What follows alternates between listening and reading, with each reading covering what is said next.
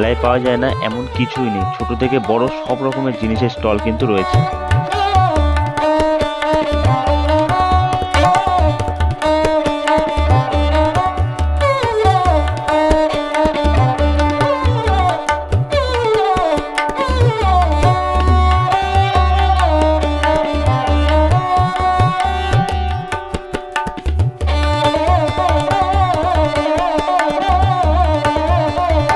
অসাধারণ সব কালেকশন রয়েছে, hand printed T shirt, sari, churidar, এছাড়া কিন্তু দেখো কুলো, ট্রে, আরো অনেক কিছু। এটা হচ্ছে অটোমেটিক স্টার্টার স্টার্টার। এটা হচ্ছে একটা ক্লিক কাজ।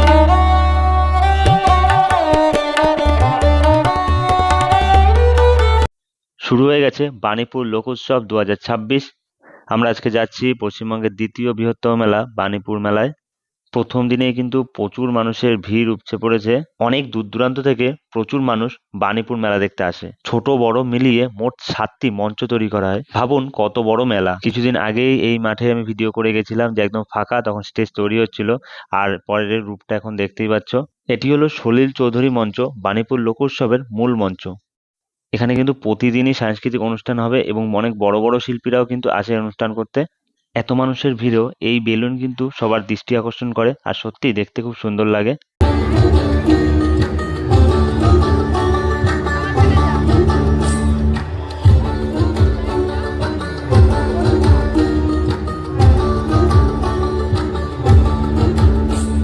কিছুক্ষণ প্রোগ্রাম দেখার পর এবার এগিয়ে চললাম স্টেজের পাশেই যে দোকানগুলো রয়েছে। এখানে কিন্তু রয়েছে সেই হরেক মাল, 10 টাকা বা 20 টাকা, বেশ কেনাকাটা করতে ভালোই লাগে।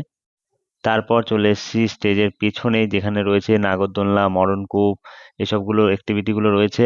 এবারে কিন্তু নতুন একটা রাইড এসছে, ওটা কিন্তু বেশ ডেঞ্জারাস ছিল, অনেকেই চড়েছে। আগের বছরে আমি এই নৌকাগুলো চড়েছিলাম, এবার চড়া হয়নি কারণ আমি পার্টনার পাইনি। আমার সাথে যে গেছিল সে এগুলো চড়তে খুবই ভয় পায়। আর সত্যি কথা বলতে একা একা চড়তে আমি একটু ভয়ই পাচ্ছিলাম, দুজন হলে পরে বেশ ভালোই লাগে। এই রাইডটাও নতুন এসছে, এটা কিছুটা ডিস্কো আর নাগরদোলনার সাথে মিক্সিং করে করা। দেখতে বেশ ভালোই লাগছিল, পার্টনারের অভাবে আর চড়া হলো না। এই যে আমি এই রাইডটার কথা বলছিলাম, আমি নাম জানি নাকি, তোমাদের জানা থাকলে কমেন্টে লিখো। তবে শুধু দেখো, এবার শুরু হচ্ছে ঠেলা।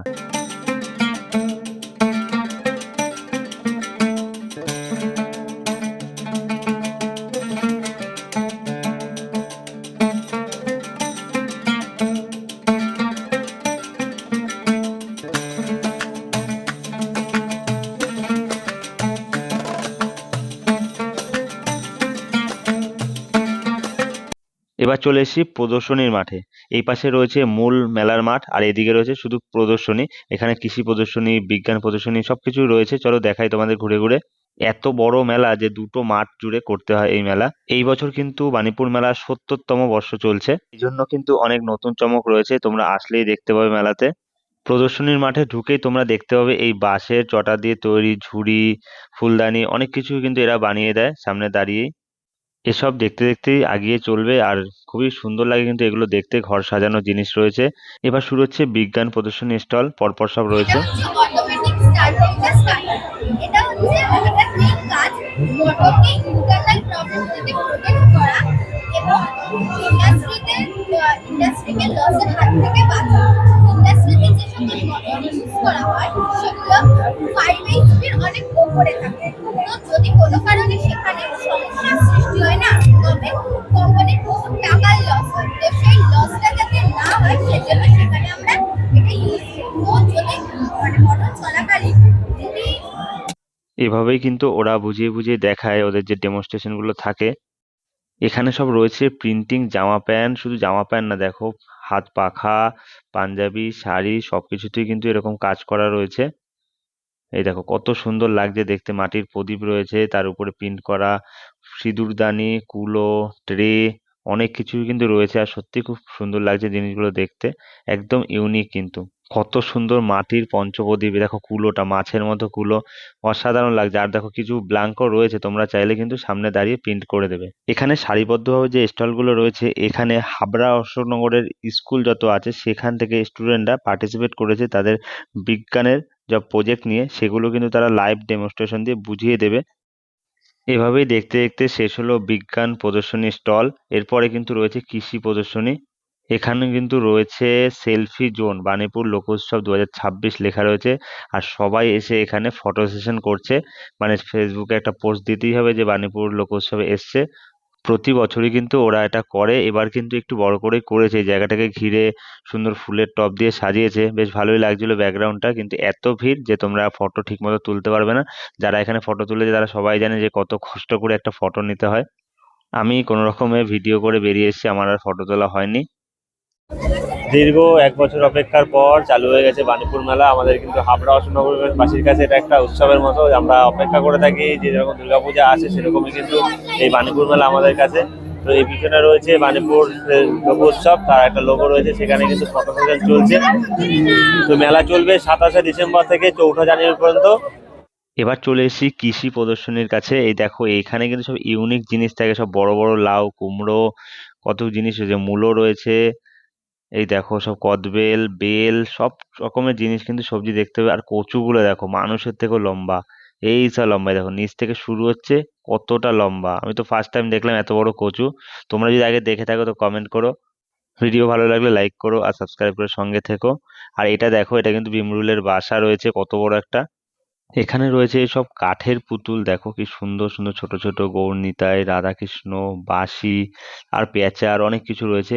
আর এরকমই কিন্তু হস্তশিল্পের সব দোকান পরপর রয়েছে, ঘর সাজানোর শোপিস, তারপরে মেয়েদের জুয়েলারি, সবকিছুই কিন্তু এখানে রয়েছে। এই সবগুলো কিন্তু রয়েছে প্রদর্শনীর মাঠে। প্রদর্শনীর মাঠও কিন্তু অনেকটা বড় জায়গা নিয়ে তৈরি।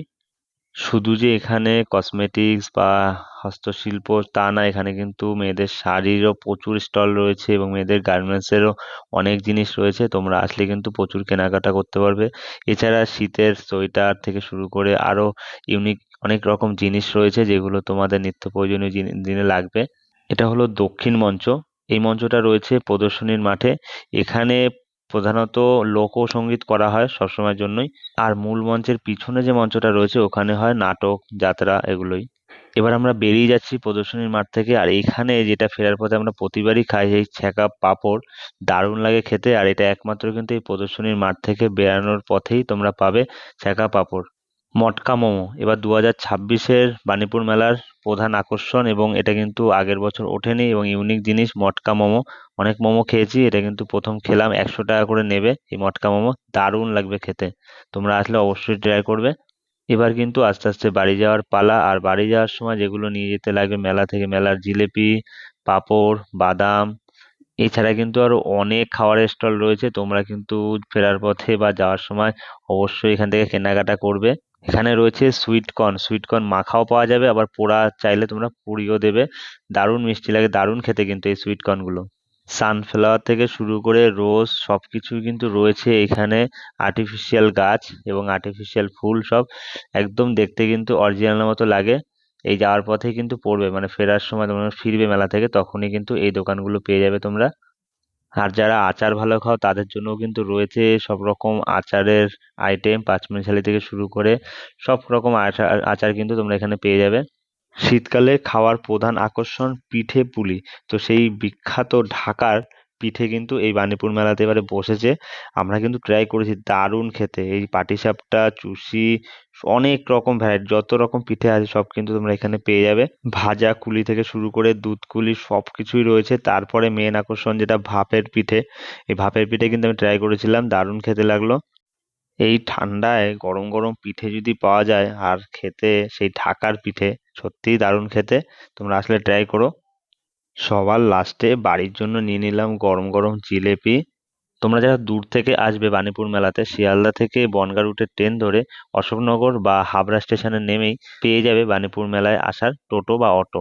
অশোকনগর স্টেশনে নামলে 2 নম্বর প্ল্যাটফর্ম থেকে বেরিয়ে তোমরা পেয়ে যাবে টোটো। হাবড়াতে নামলে 1 নম্বর প্ল্যাটফর্ম থেকে বেরিয়ে তোমরা মেন রোডে উঠলেই পেয়ে যাবে টোটো, অটো, ভ্যান।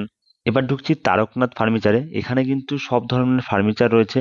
বলেছি না বানিপুর মেলায় পাওয়া যায় না এমন কিছু নেই। আর একটা বড় কাউন্টার রয়েছে, সেটা ইলেকট্রনিক্সের। সেখানে কিন্তু তোমরা বিভিন্ন অফারে এসি, ফ্রিজ, যা কিছু লাগবে ইলেকট্রনিক্স সবকিছুই পেয়ে যাবে। এখানে এত সুন্দর সুন্দর ফার্নিচারের কালেকশন রয়েছে যে চোখ ধাঁধিয়ে যাবে।